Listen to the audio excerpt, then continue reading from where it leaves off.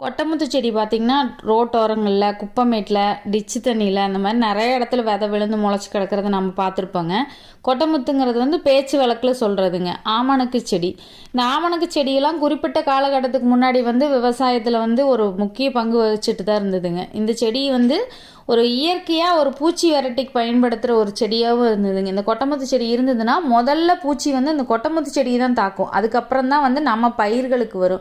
இதனோட புரிதல் இல்லாமல் போனதுனால தான் இன்றைக்கி நம்ம பூச்சிக்காக மருந்து வாங்கி தெளிக்கிற மாதிரி ஒரு காலகட்டத்தில் இருக்கிறோம்.